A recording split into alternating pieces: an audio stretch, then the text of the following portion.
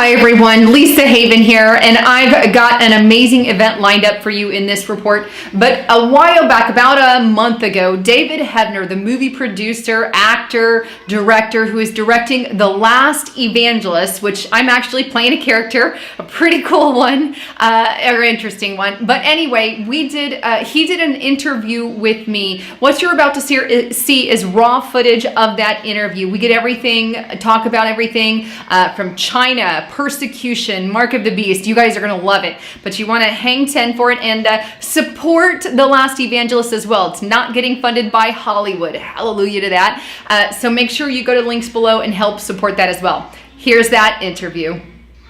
Hello everybody, David Heavener here, and I have a very, very special person that I was with a couple of months ago, Lisa Haven. Hey Lisa. Hi. Good to be with you. Glad to be back. You guys know Lisa from the last video.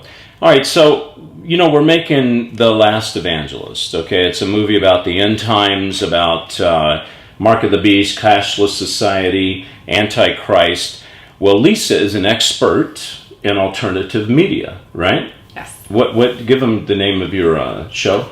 I have a YouTube channel, Lisa Haven. So if you just Google that name, I'll shoot right up there. But that's right. Share news, prophecy, all of that. Absolutely, and she's really very, very informative and very, very good. And how I found her is I think I was typing in my name, Heavener, and I misspelled it and I went to Haven. So, Havener. Lisa Havener. So here's what I want to talk about, because in The Last Evangelist, which is a very serious series that deals with serious topics, okay, even though it's action. We talk about the registered church, okay? My character, John Rhodes, is an FBI agent, a law enforcement agent that persecutes unregistered churches. If you're not, in other words, you have churches that are the religious system, and they're tied into what the government would consider good, the 501c3 and all that kind of stuff. And then you have the underground churches, which are not really legal according to the system, and they can't really monitor it. My question to you is, can this really happen? Absolutely. My answer is it's already happening. Like if we look internationally, say we go to China. In China, the government there has a system where they have churches that are registered with the government. That's what they are. Oh. And other churches that refuse to register with the government. Now, why would they refuse? Well, it's simple, because the government puts rules and regulations on the churches in China and basically says the government is the head, not God. And some churches and pastors say, we're not going to put the government above God. We're going to put God above all of it. And so you have this divisive nature in China. So that's why when you hear Bibles are few and far between or not allowed in China, that's where that is. And there are Bibles allowed in the church, you know, certain Bibles, but you can't distribute them. You can't give them out there. So if you're an evangelist or a missionary in China, you know, you've really got to do that under the radar, because you can get in a lot of trouble in China. And so these churches have gone underground to distribute Bibles outside the church. The registered church, and they're being persecuted for it. They're meeting their deaths, and many people are harassed. And I think that very same thing can happen here in America. It's not just one area. I think it could go global. Okay, why would it happen here in America? If we're the land of the free, why would we go all the way, go back to where China's at? I mean, how could we end up like that? Good question. And why? Well, I think some of it is, again, already happening in a minor scale here. We have what's called a 501c3. Okay. And so a lot of churches have this political stance or non-political, I will say, where they're not allowed to talk about certain topics, abortion, homosexuality, anything with politics. They can't back a Christian candidate, and nor can they speak for or against anything of that nature, which means they're telling churches, you can't talk about abortion at all. You can't talk about homosexuality, pro, against, doesn't matter what you're for. You can't talk about it because it's a political angle. Therefore, the churches have signed their warrant, if you will, saying, okay, we're not going to talk about certain political things, so we can continue to earn a charity and be on that charity level.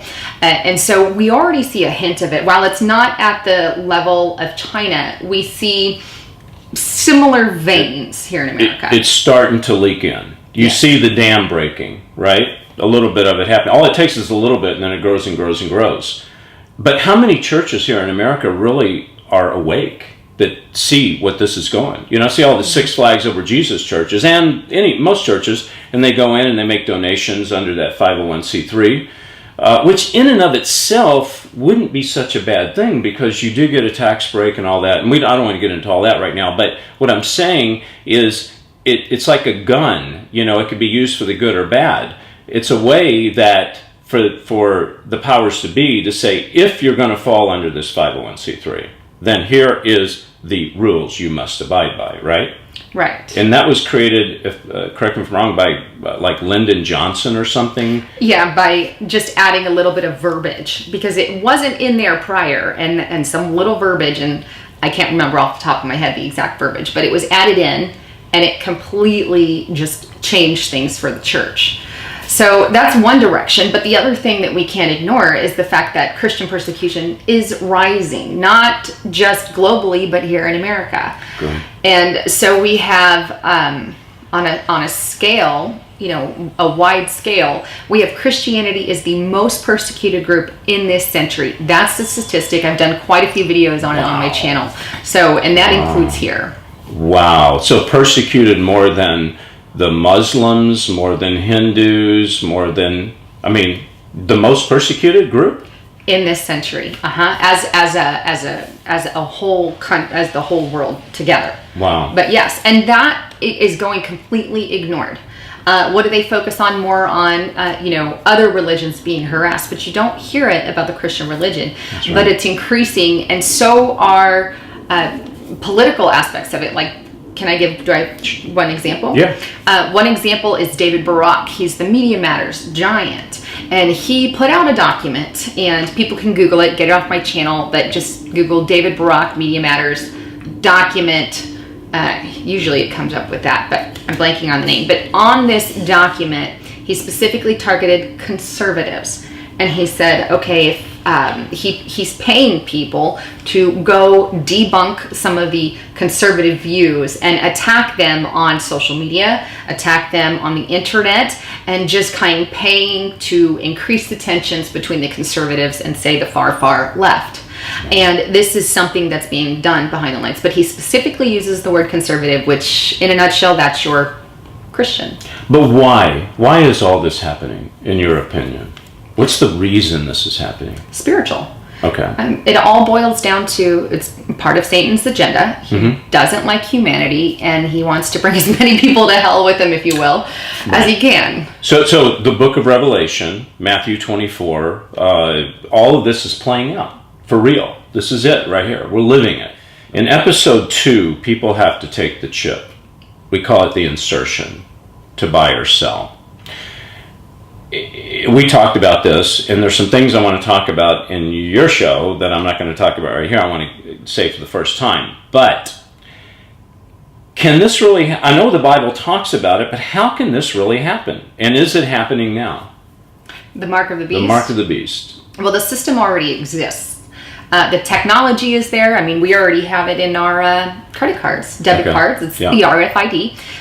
It's part of medical. A lot of people have already been putting chips in their hands, of all things, that the Bible references your hand or your forehead will be the options.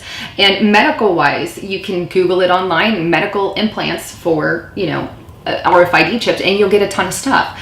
And so the technology there, they're kind of dumbing down the people, getting the people ready to accept something at that level. And I believe that when they actually go and say, okay, well, we're going to introduce this, but it's going to be in the name of preventing or safety. You won't get thievery with this. People won't be able to hack it. It's more secure. It's for your safety. And we don't need cash, and they want to eliminate cash and bring it all to the system.